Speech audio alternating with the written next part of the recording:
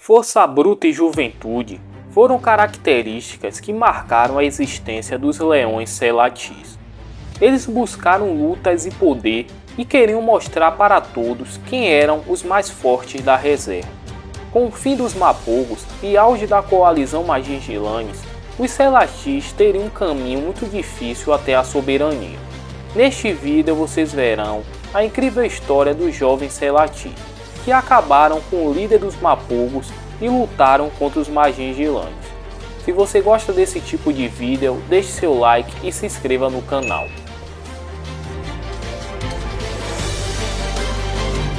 Entre os anos de 2014 e 2016, na reserva de Sabe-Sangue na África, ocorreram os relatos a seguir.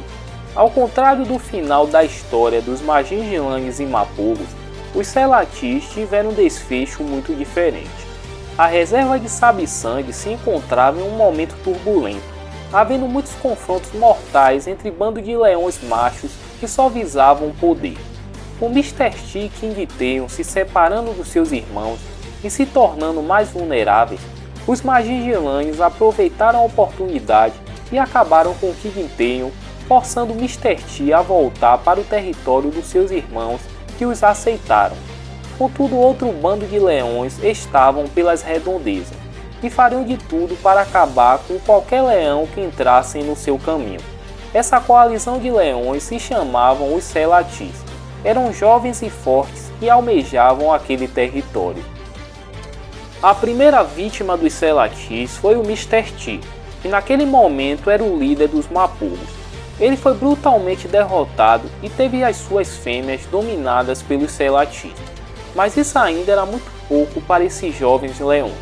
Os Selatis foram em direção ao norte e cada vez mais se aproximando dos terríveis leões Magin-Gilanes, que dominavam todo aquele território.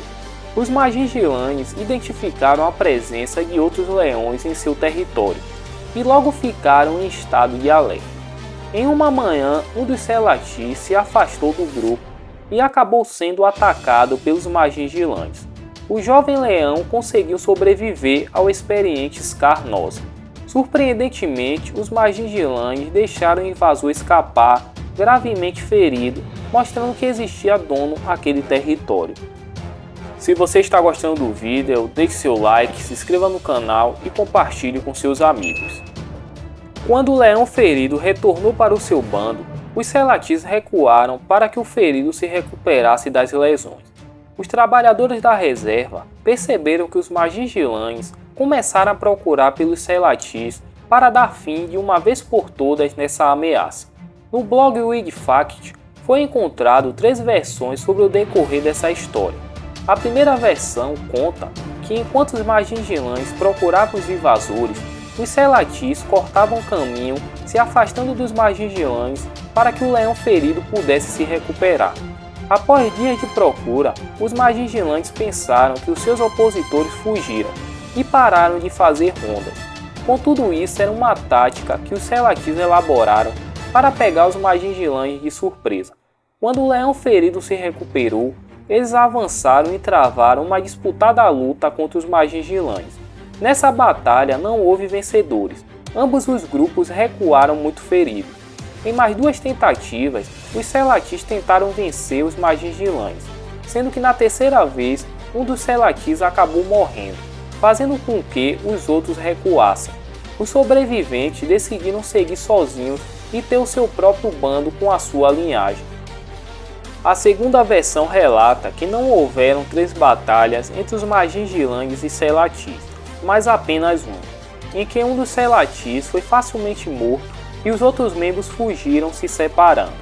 A terceira versão conta que quando o primeiro Selatis enfrentou os Magin-Gilanes e foi gravemente ferido, os outros Selatis recuaram, deixando o outro membro para trás, e mais tarde foi morto por um búfalo enquanto tentava caçar um deles.